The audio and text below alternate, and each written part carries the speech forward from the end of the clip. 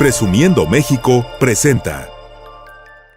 Amigas, amigos, deseos se encuentren bien, al igual que sus familias, sabe el escritor Iván Uriel. Muy contento de recibir en nuestro programa en Encuentros a un director cuyas películas nos hacen reflexionar y al mismo tiempo nos adentran en un viaje que es un viaje interior que se refleja desde la experiencia del individuo, del colectivo y sobre todo que se vuelven universales. Hoy en Presumiendo México, Ultra y también Filmmakers Movie recibimos en Encuentros al gran director Rodrigo Pla. ¿Cómo estás, Rodrigo? Qué gusto saludarte. Todo muy bien, Iván. Muchas gracias por la invitación y gracias al auditorio por escucharnos. Muchas gracias, Rodrigo. Primero, me gustaría, por supuesto, agradecerte el tiempo de compartir con nosotros y en este viaje a través de sus historias, en este viaje a través de su mirada, me gustaría preguntarle a Rodrigo cómo nace Rodrigo en el cine, cómo surge las imágenes en movimiento como un motivo de su vida, de su quehacer, cómo se convierte este en un llamado para ti, Rodrigo, el cine. Eh, Supongo que, digamos, todo arranca de la pasión de mi propio padre. Mi padre era un cinéfilo importante, este, y todo tiene que ver con agradarle a la mirada de mi padre, ¿no? Y recuerdo que cuando tenía 7 años, eh, yo y dos de mis hermanos cumplimos en el mes de junio y llevó un proyector a la casa, o sea, estoy hablando de varias décadas atrás, y pasaron El Pájaro Loco, me acuerdo, y fue como un momento muy estimulante, fue como fabuloso, fue como un evento importante que por supuesto me quedaría en la memoria, y luego ya un poco más de grande, este, ya en México, etcétera, mi padre ha sido asistente a la Cineteca Nacional y a la muestra, ¿no? A la vieja Cineteca Nacional, y nos llevaba desde que éramos muy pequeños y como habíamos llegado a México exiliados, nos metía películas de adultos y todos alegando que veníamos de un evento conflictivo en un país y que él se hacía responsable y que no pasaba nada. Entonces vi grandísimas películas desde muy pequeño, vi las primeras escenas sexuales, vi cosas así muy fuertes, muy interesantes y me encantó. Y a partir de eso, opté como por la carrera, estudié en centros de capacitación cinematográfica y tal vez fue con el tiempo que descubrí como la dimensión de lo que había escogido. Me parece que es una, es una linda excusa dedicarse al cine mientras estamos vivos. O sea, creo que nos permite como aproximarnos a otras realidades, ampliar como nuestra vida, nuestra experiencia de vida. El cine de alguna manera es una profesión que me ha permitido como mirar el mundo y compartir como esa experiencia y esa mirada. Es como una forma linda que nos permite como asombrarnos ante diversas cosas que nos rodean, de todo tipo y eso, es como transitarlas y compartir ese tránsito con la gente a través de nuestras películas, ¿no? Rodrigo, además, en esa experiencia de vida y en ese viaje, tu vida misma, nos has compartido el viaje que tienes, porque tú naces en Uruguay y también México se convierte en una parte importante de tu vida. Cuéntanos un poco de estos dos países y de estas dos formas de ver la vida que habitan en ti. Evidentemente, eh, el cambio de país cuando yo tenía 9 años es un estigma importante en mi vida, ¿no? Mi padre, bueno, tenía como actividad política, eh, en algún momento tuvo que huir de la dictadura militar que había en Uruguay. Eh, Al principio no sabía bien, un poco pensaba qué país ir, y recuerdo que, bueno, es un cuento que después me harían mis propios padres, que escribió a la Asociación Psicoanalítica de México y le dijeron, donde come uno, comen dos. Y entonces mi padre dijo, pues vámonos para allá. Y entonces llegamos a México, y la verdad es que hubo, bueno, fueron muy solidarios desde la Sociedad Psicoanalítica y, bueno, hay muchas personas que lo apoyaron para que pudiera dar consulta, etcétera.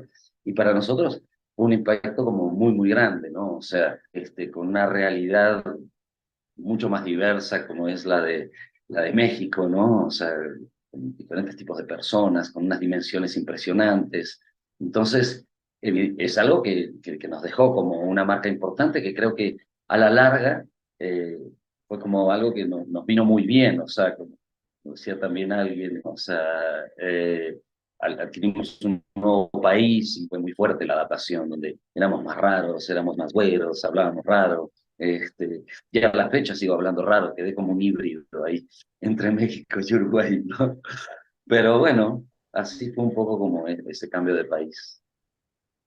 Mira, qué interesante que además se refleja, por supuesto, en esos avatares de la vida y también de la forma en la cual nosotros podemos aproximarnos a la realidad y al entorno y al contexto mismo. Y en ese viaje y en esa aproximación al cine, ¿qué significó para ti el inicio ya en las pantallas de tu obra? Ya me empezó a ir bien con uno que se llama Novia Mía, un escritor uruguayo, que lo trasladé al campo mexicano. Entonces, ya empecé desde ese proyecto a hacer como cosas un tanto híbridas, ¿no?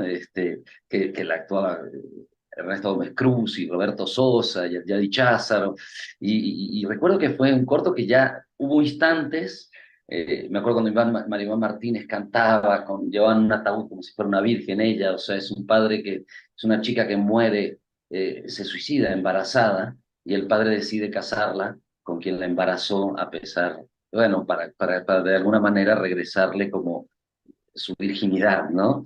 Entonces la llevan en andas como si fuera una virgen y Maribán Martínez cantaba un requiem en medio de un bosque. Fue un cortometraje que fue justamente híbrido, un poco reflejo de lo que soy, ¿no? O sea, uruguayo y mexicano. Y El ojo en la nuca fue parecido también en ese sentido, aunque a la inversa. En ese entonces invité a Gael García Bernal para ser el actor de Evangelina Sosa y de México, y nos fuimos a Uruguay, era una especie de alter ego, ¿no? De un muchacho que regresaba al Uruguay como a hacer justicia, ¿no? Porque había unos militares como culpables de la desaparición de ese padre, ¿no? Tenía que ver, y se agarraba de una ley obsoleta que era como la ley del duelo, y entonces, como era un acto de justicia, lo retaba a un duelo al militar, al que hacía responsable por la desaparición de su padre. Entonces, también estaba Daniel Hendler de Uruguay, grandes actores también del otro lado, y gente que después destacaría muchísimo, pero era este híbrido entre ambos países también, ¿no? Era como este México uruguayo que era Gael, que regresaba a hacer todo eso, y esta pulsión de vida que era su novia mexicana lo iba a buscar a tratar de convencerlo de que no siguiera por ese camino, ¿no? Que no valía la pena como agarrarse a balazos, etcétera. Bueno, era un corto estudiantil que tuvo bastante repercusión y con el cual me fue bastante bien y que fue lindo, fue como un lindo proceso porque, bueno, Yeah. fue una experiencia y una aventura, ¿no? Además de que tiene una gran recepción, también vienen los premios que acompañan este proyecto y el paso hacia La Zona, que para mí fue una película que me impactó totalmente. La Zona, yo recuerdo que a finales de esa década, de la década de los 2000, hubo dos películas que me llamaron la atención, la película chilena Cassette de Andrés Palma y La Zona de Rodrigo Pla, en esta reflexión del espacio en el que vivimos, de la proximidad, de la fragmentación que también existe en la falta de comunicación y por otro lado en la libertad misma que se expresa en este espacio, que además nos hizo reflexionar La Zona en la pandemia también, Rodrigo. ¿Cómo llega La Zona a También. ti? Así es, sí. En realidad llega Laura con Laura sus Santullo, tu cuentos, gran y Laura colaboradora, Santullo, claro. claro, claro, Le claro, enviamos un y abrazo a ya. Laura Santullo, claro. No, por supuesto que ella, bueno, es mi pareja desde hace varias décadas y, y éramos jóvenes, ella escribía cuentos y entre esos cuentos estaba La Zona y nos pareció que podíamos llevarla al cine, hicimos la adaptación juntos y creo que La Zona era también o sea, era como algo que surge a partir de una mirada despierta de Laura, de empezar a descubrir como una cantidad de calles privadas, privatizadas, o sea, calles que en su origen fueron públicas y de pronto tenía una pluma, un guardia de seguridad, algo que se empezaba como a replicar y cómo eso generaba como mayor polarización y un aislamiento particular y entonces fue desde el cuento de Laura, que aparte era como un poco hacia adelante, una especie de utopía un tantito futurista, no sé qué, y en la medida en que empezamos a hacer la investigación nos dimos cuenta que existía desde hacía muchísimos años, ¿no? O sea, que ese futuro inminente ya estaba aquí. Entonces, claro, adquirió como una dimensión bien grande cuando vimos que estaba sucediendo y que era muy parecido a lo que había imaginado Laura en su cuento y que después hicimos esa adaptación en conjunto a la realidad. y también fue como interesante, empezamos a, bueno, probamos muchas cosas en relación a su estructura, porque era como esta narrativa a través de diversas voces, ¿no? La zona en sí mismo era el personaje, ¿no? Este lugar cerrado de gente con, ¿no? Con dinero que vivía junto a una zona más marginal, pero todas esas voces componían como la película, ¿no? Todos los de adentro hacían la zona, y también los de afuera, que tenían sus momentos de llevar como la narrativa y todo eso, y sí, fue como sí, fue un proyecto que evidentemente nos ayudó como a despegar, pero donde también se planteaban ya algunos de los temas que después serían como recurrentes, bueno, como la tensión entre lo privado y lo público, los Ujú, límites de ujú. la justicia, vínculos de padres e hijos, incluso siempre nos gustaron también estas realidades como espacios, ya sea a través de una familia o de una comunidad un tanto cerrada, donde se empiezan como a, a- a deteriorar como las relaciones y empiezan a corromperse de alguna forma, ¿no? Como esos mundos cerrados que generan como otras realidades, ¿no? Entonces, bueno, fue por supuesto una película importante en nuestra carrera. Una película que para mí es referente de este siglo en el cine latinoamericano, La Zona, que además, como decía, justo en la pandemia la volví a ver, recuerdo haberla visto nuevamente, justo en el 2020, reflexiona en la proximidad, los vínculos y la libertad misma, que además serán recurrentes también en tu obra. Es cierto, tuvo aparte como, si hay algo que sí generaba la zona y que eso fue como muy interesante, fue que dependiendo dónde la vieran, en qué lugar del mundo, la gente lo vinculaba con su propio contexto y su propia realidad. O sea, eh, en Colombia me decían que era el origen de los paramilitares, en Estados Unidos me decían que era el mundo después del 11 de septiembre, ¿no? Del gran hermano que observa y que Claro, rige claro, claro. justamente en relación a lo que dices de la libertad. En Europa se sentían de pronto que Europa era la zona en relación al mundo, ¿no? Y a los muros que hay en Marruecos. Y Ujú. entonces, eso fue, bueno, fue como estimulante, aparte fue como algo que incluso trascendió como lo cinematográfico, que fue retomado desde la arquitectura de miedo, estudios de sociología, etcétera, lo cual habla de que tenía una contemporaneidad en su momento, y supongo que por eso la siguen como mencionando o sigue presente en nuestras cabezas. Y en esa perspectiva, habitar los desiertos que se encuentran en nuestro alrededor, adentrarnos a esos desiertos que habitan en nuestra interioridad y surge desierto adentro, Rodrigo Pla. Eso. Uf, Desierto Adentro sí que fue un viaje.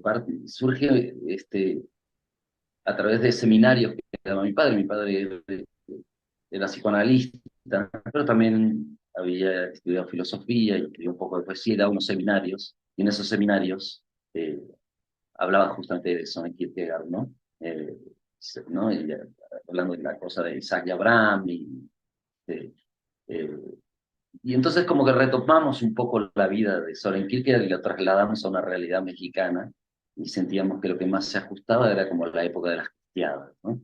Este, bueno, el Estado prohibía como el culto religioso público y entonces eso permitía como los desatinos de la fe. De alguna forma la gente hacía nuevas reinterpretaciones y se volvían como este padre de familia que se vuelve el interlocutor con Dios, ¿no? Este, entonces fue un experimento, un trabajo bastante curioso, un proyecto que tardó muchísimos años en concretarse, también por la animación cuadro por cuadro, que hicieron los animadores de Guadalajara estupendos, ¿no? Con Medina y Basulto, pero llevó muchísimo tiempo como su gestación, y eso hizo que la cargáramos de elementos, o sea, que luego tenderíamos a irnos hacia el otro lado, pero en su momento fue una película barroca, como llena de montones de cosas, de historias. Supongo que tenía una dosis de metafísica, ¿no? Que reflexiona sobre nuestra realidad y una mirada religiosa que puede ser un brote psicótico o algo así, y cómo justamente en este caso es muy claro, como ese mundo cerrado termina como rompiéndose, ¿no? O sea, y la percepción de la realidad se ve modificada por ese encierro y bueno, por una mirada, por un trato autoritario por parte del padre, ¿no? Pero también fue una película como súper interesante de hacer. Este, Tal vez es como la que nos cuesta a veces más entender por qué la hicimos, pero fue como una experiencia increíble, ¿no? Sí, en el desierto en realidad es Zacatecas, en el ejido Ujú. Palula, construimos una iglesia en adobe, fue como un proceso muy lindo, una aventura, que creo que es una de las razones por las que me dedico al cine, esta idea de aventura, de vivir como esas experiencias inusuales, viajes, cosas, ¿no? Entonces, bueno, ahí está Desierto Adentro.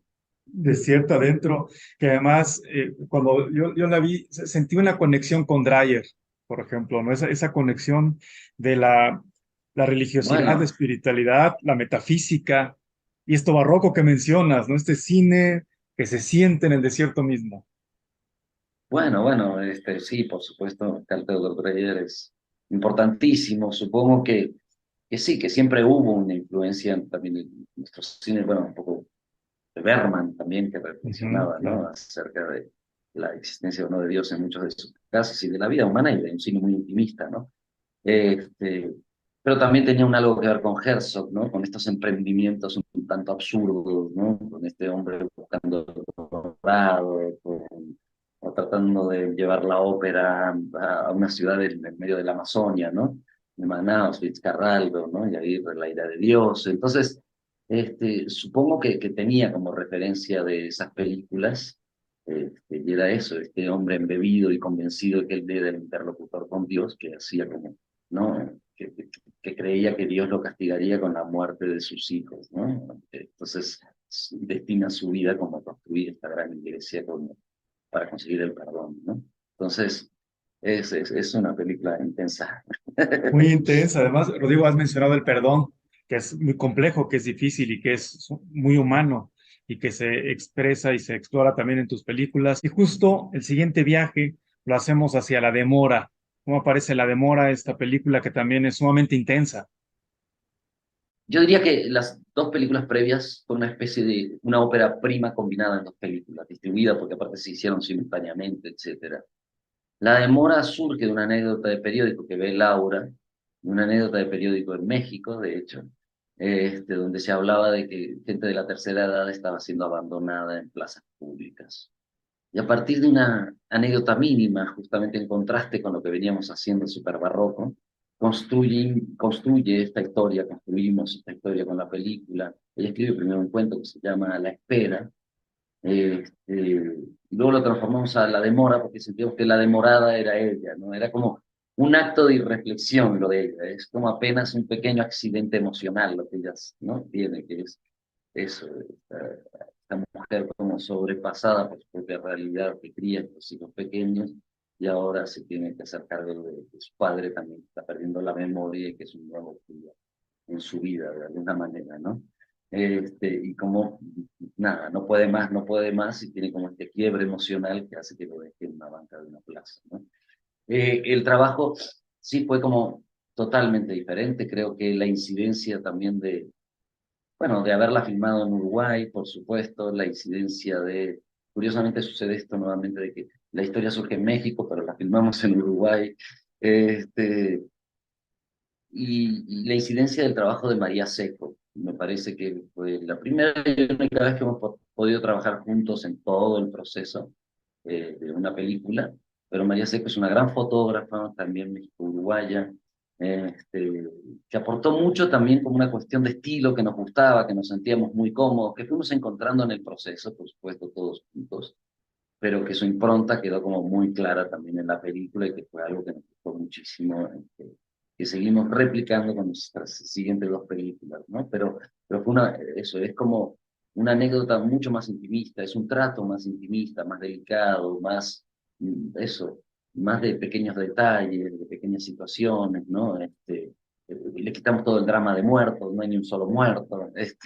¿no? Que veníamos de desierto adentro, así, una cosa tan trágica, digamos, pasamos a algo un poquito más cercano, como una realidad, una cotidianidad, a personajes un poquito más cercanos a nosotros mismos, o sea, creo que ahí viene tal vez una serie eh, de anécdotas donde nos acercamos mucho a una persona que de pronto se equivoca, o sea, eso, y eso es algo que replicaremos, ¿no? Aquel que se equivoca y de pronto se descubre en un lugar donde no se reconoce, ¿no?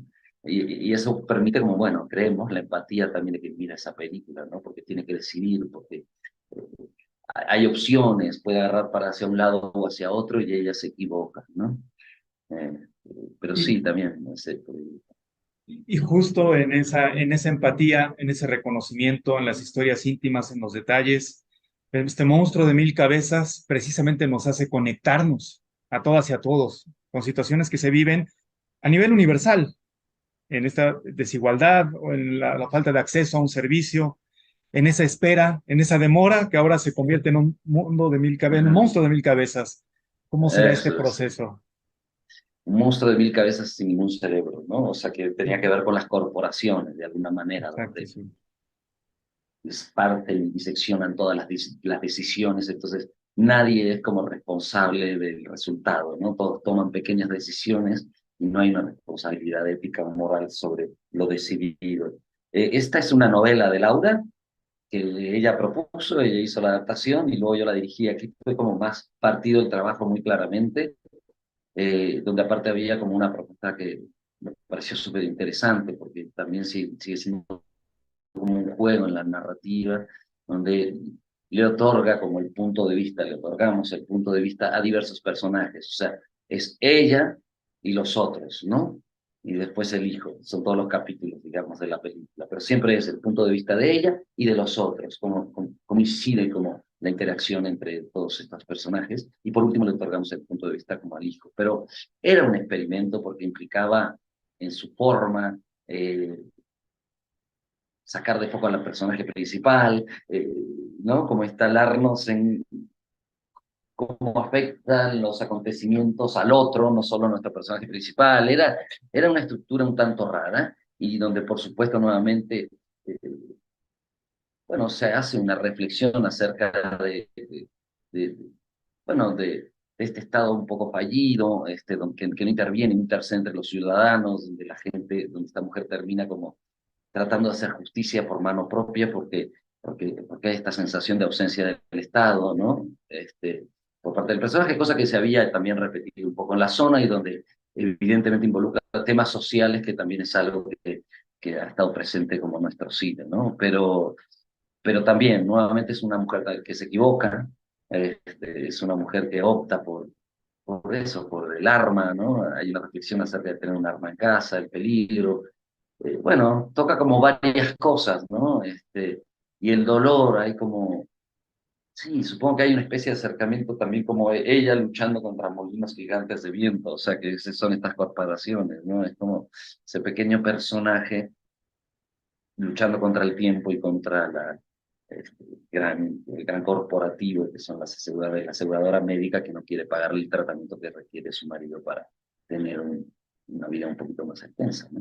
Una lucha de supervivencia, una lucha vital que está además contracorriente y contra el tiempo. Y efectivamente, como mencionas, uno Mm. siente esa lucha porque se identifica en cualquier parte del mundo. Esa es una historia universal. Rodrigo, justo en las historias íntimas llega el otro Tom, que para mí es la película más íntima, de un detalle más humano cómo nos podemos identificar con la interioridad, con la otredad, con la alteridad que nos confronta, que nos invita a la reflexión y sobre todo de muchos temas que no comprendemos, desde temas de salud, por supuesto, que se juegan en la mente, la salud mental también, pero por otro lado, la paternidad, la maternidad, el apego, yo diría el apego en ese sentido, y no perder ese apego por circunstancias y entornos. Para mí es una película muy especial, El Otro Tom. Sí, gracias. Bueno, es nuestra película más reciente. Esa la escribimos en conjunto con Laura y la dirigimos también juntos.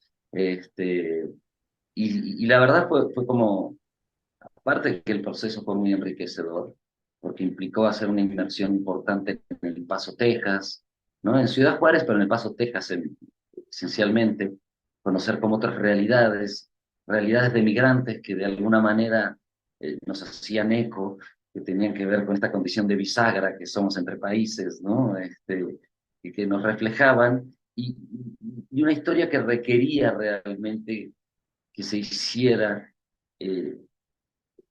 en un lugar como Estados Unidos, en un lugar donde, a diferencia de lo que hacíamos en nuestras películas anteriores, donde había una sensación de falta de Estado que ayudara a vivir problemas, ¿no? que rigiera, era qué pasa si estamos en un Estado como mucho más presente, donde el límite entre lo público y lo privado queda más difuso y donde se pueden meter, como sucede hasta dentro de la cocina, en una familia, ¿no? Y en la convivencia familiar y todo. Entonces decidimos que Estados Unidos era ese lugar y agarramos a estas personas que viven en las fronteras, ¿no? En los márgenes de esa sociedad, en la frontera con México, este, y con algo tan delicado como es la salud mental, o sea, de pronto, bueno, evidentemente somos padres, bueno, no, evidentemente no somos padres, sino somos padres y descubrimos como la profusión, la gran cantidad de niños medicados por trastorno por déficit de atención e hiperactividad.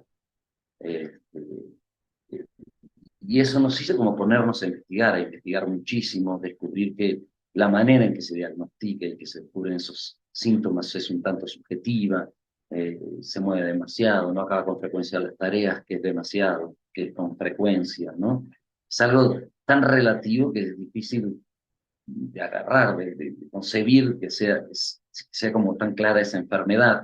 Y como conductas que en otro tiempo eran vistas como normales, incluso como estimulante ver que un niño tenía curiosidad, que se movía, etcétera, de pronto se ven como patologías, como reflejo de una enfermedad, ¿no? Eh,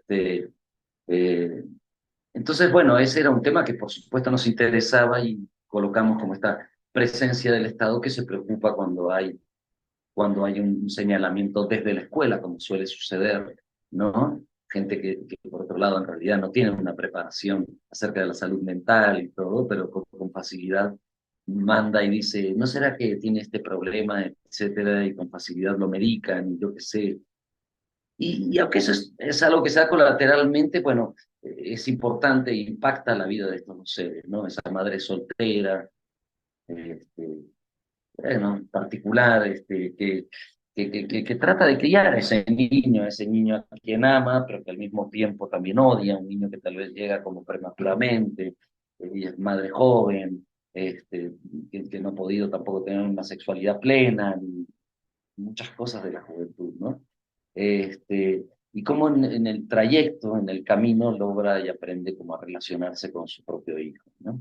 Entonces sí, es una película como muy intimista, a mí es una película que me gusta mucho, supongo que más como en el camino de la demora, de alguna forma, ¿no? Como el tipo de vínculo y todo. Sí, Rodrigo, que a mí en lo particular me gusta mucho el otro Tom y la zona también. Sí, las películas son tan diversas, tienen un hilo conductor también en esas motivaciones que tienes, por supuesto, con Laura Santullo también, en esa complicidad creativa. Para mí, el otro Tom tiene, Rodrigo, esa historia íntima que se hace universal, por supuesto, y lo que has mencionado en cada uno de los preceptos. Hemos hecho un viaje a través de la obra de Rodrigo Pla, también de la obra de Laura Santullo, a quien enviamos un gran abrazo en esta complicidad creativa. Rodrigo, ¿qué viene para Rodrigo Pla? ¿Cuáles son los siguientes proyectos de la dupla Pla Santullo? Bueno, la verdad es que tenemos bastantes proyectos. O sea, el más inminente, hacemos un cambio y nos movemos del lugar, que creo que, bueno, es intencional, por supuesto, y creo que nos gusta como eso, como hacer nuevas pruebas. Y vamos a hacer una película infantil, si todo sale bien, destinada a Ah, qué bien. niños, en la montaña en México, este, digamos, en el campo, habla de un éxodo, no sé qué, de un pueblo a otro, y desde la mirada de los niños para niños, un poquito de aventuras. Este, Va a ser raro, pero bueno, ahí andamos. Está basado en un libro de Laura que se llama Llegar por el viento. Este, y nada, pues estamos esperando a ver si nos aprueban en Eficine, porque la verdad es que se ha vuelto muy difícil ahora levantar las películas, bastante más difícil, pero bueno, ahí andamos a la espera de resultados. Y luego hay otros, por ahí hay otra, sí, hay otra que se llama Lo que está en el aire, que es, bueno, también es así para mayores. Todavía está en proceso, o sea, poco vamos pensándola con Laura, pero Laura también está haciendo una novela de eso. Este, y por ahí hay otras cosas, o sea, la verdad es que tenemos muchos proyectos, no salen a la velocidad que quisiéramos. Pero mira, realmente ha sido todo un viaje en estos 15 años con estas cintas, sin duda, Rodrigo, nos has hecho reflexionar y sentir, Rodrigo, a través de tus películas y también adentrarnos a tu mirada, la mirada de ese espejo reflejo que hemos mencionado para podernos encontrar en esa otredad que nos configura y que nos confronta. A mí me gusta mucho eso, de hecho escribo mucho sobre eso, porque creo que eso es lo que nos permite el cine, y en este caso el cine de Rodrigo Pla, dejarnos esa reflexión y encontrarnos en esos personajes que podemos habitar. Rodrigo, muchas gracias por habernos acompañado en Encuentros. De verdad que ha sido un viaje a través de tu obra, fantástico. Y espero que te haya gustado este viaje a través de cada una de Por las supuesto, películas y de no. las preguntas. No, por supuesto, muchísimas gracias, Iván, la verdad, estuvo lindo. Y sí, ya son unas cuantas películas. Ojalá podamos seguir haciendo, ¿verdad? Claro, ¿no? Y Eso. por supuesto con la reflexión además de cada una de ellas, Rodrigo Pla. Te envío un abrazo enorme. Muchas gracias a todas y a todos ustedes por habernos acompañado a esta edición especial de Encuentros con el gran director mexicano, uruguayo Rodrigo Pla, en esta Eso. sensacional conversación de verdad a través de tu obra, Rodrigo. Felicitarte por todos los premios desde el Muchas Ariel hasta todos gracias, los muy amable. festivales en los que tu obra ha sido mostrada. Y seguiremos atentos a estos nuevos proyectos y a disfrutar tus películas en todas las plataformas donde podemos verlas. Buenísimo, muchísimas gracias, Iván. Te mando un abrazo bien grande, ¿eh? Un Cuídate abrazo, mucho. Rodrigo. Gracias por todo. Chao, Chao, gracias. gracias.